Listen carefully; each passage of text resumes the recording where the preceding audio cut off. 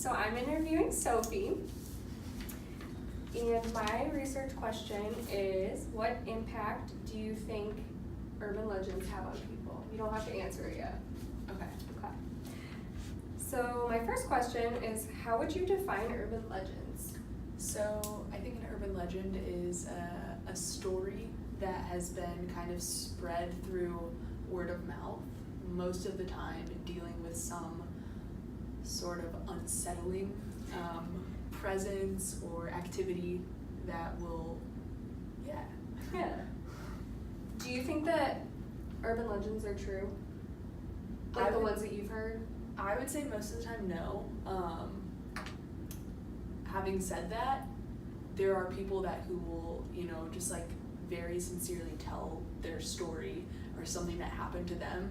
And so I'm not going to tell them that their experience isn't true, but I've never personally had any encounter with an urban legend where I was like, this is what I've heard about, Has it ever been like a friend of a friend?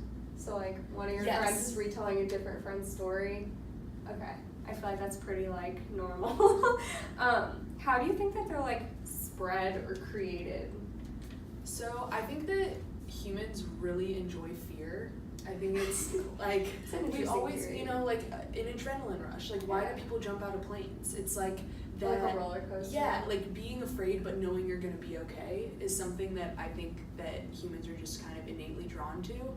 And I think there's definitely an entertainment value to an urban legend. I also think there's something just kind of cool about like especially local urban legends.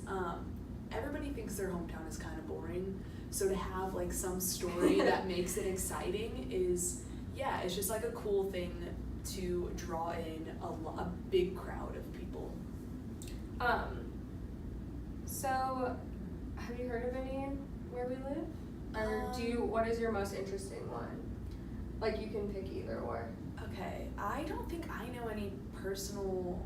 Like about St. Louis or anything? Yeah, I mean I'm sure once I think of one. I can tell you one. Yeah. Okay, so there's this road, and I wrote about it.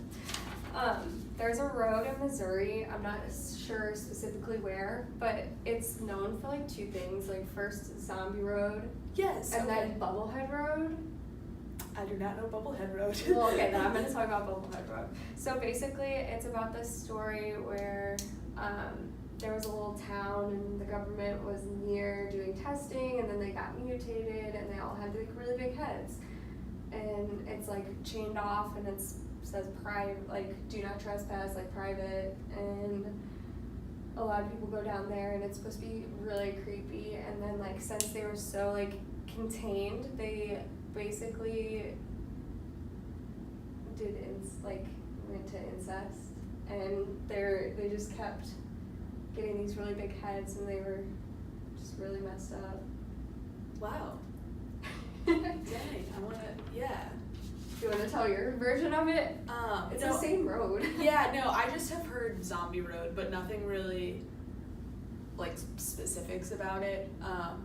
But I guess for me, like my closest interaction that I've had to an urban legend was at school. There's like this cemetery, and there's this like headstone sort of thing that if you sit on it, apparently it's called like the devil. I don't know, like the devil's something or another. And if you sit on it, like souls will start to like encompass your body. And I did it, but it didn't work. Oh, so interesting. Yeah. Because I think that's something about urban legends that probably makes me not believe in them, is that they're most of the time all spread by like word of mouth. And if you've ever played just around a table a game of telephone, Yes. by the time the word or phrase gets back to you, and that was just 10 people sitting in a closed room, it's never what it started as. So how could like these urban legends be totally factual if That's they're just a really good point. Yeah. So have you ever heard of like gang headlights? No? So basically, it's a gang initiation, and people like they drive around with their lights off, and if people like see them, they'll like flash their lights, and if they do, like the people in the gang will like try and run them off the road or like just kind of like harm them in some way.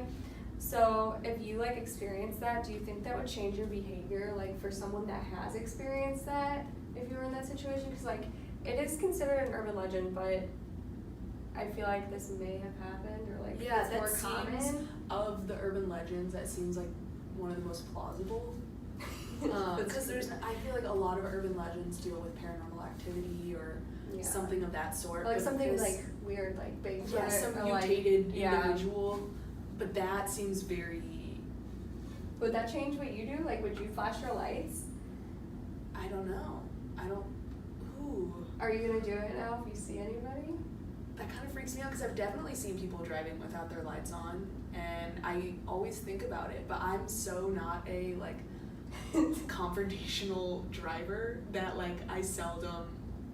I've thought about it before, and I don't even think I've done it in that moment. But now I have this knowledge. So probably will I've do not it. whoa, but I guess maybe it would depend on if I was in like on a busy street, I would probably flash my lights at them. Or if I was like by myself in the middle of nowhere, probably not gonna flash my lights at them. Interesting. I think I have the same thing. Have you ever like retold a story or like spread an urban legend, do you think? Yes. The one that I can like think of off the top of my head, and probably the only one that I've ever had an intrigue in, is so I go to Truman, and it's in Kirksville, and there's this, I guess there was a movie made about it called The Box, and there's this box that this woman prayed to every day for like 30 or some odd years, and eventually this spirit was like encapsulated within the box. And like her spirit? I don't know the specifics of it, but like every person that owned the box, bad things would happen to it, and like so they kept on pushing it off onto other people, and eventually what happened was it when the little girl got it? I've never seen the movie. Oh. I've just been told about it because the box was in Kirksville. Like that's where it started. But the way that it ended up, like they ended up curing this box of the spirit was they had to figure out a question that they were being asked, and they figured out what the question was, and it was, how did the Holocaust happen? And then they had to figure out the answer to that in order, I don't know, but I have never heard of this, but I would not want to be in that situation. yeah, and it's kind of wild. So that is wild. That's probably the only one that I've ever really like fed into, just because. So it's more of like, once again, the entertainment factor of it. It's just kind of fun. I mean, they made a movie out of it. So it's entertaining. What impact do you think that urban legends have on people? Like, not even necessarily yourself, but like people who like truly like believe in them and think about them. That's interesting, because I think for me it has more of a short-term effect, but never really long-term. Like I'm not gonna change the course of my life because of that. So except for your headlights now. Except for my headlights, I'm gonna hold on to that one. But I guess it's interesting because I think where I would be, like, I would have an issue with it is if I believed one urban legend, why wouldn't all the rest of them be true then too?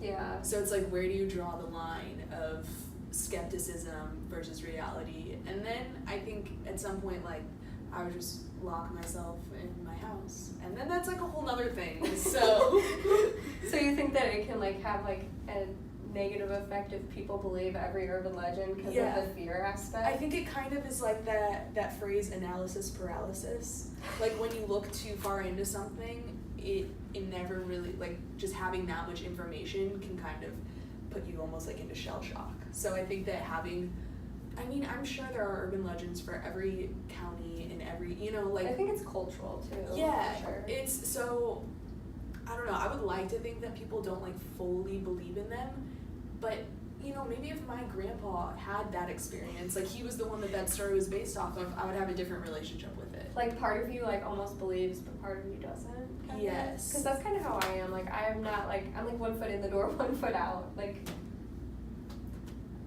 Yeah, and I guess also for me, urban legends are always, they're past events, but then why aren't there things like that happening in our current day? That's true. Because then that would probably if there were like weird occurrences like that happening on They'd probably continue. Like, Yeah. it wouldn't just like all of a sudden vanish, like this like legend. 80 years ago. Yeah, like it would continue. I think there has to be some continuity for me to, like you never, even if there is like some story that happened, 5 years in the past, there's never a current experience with it. It's always an anecdotal past thing. Yeah, you're right. All right, thank you.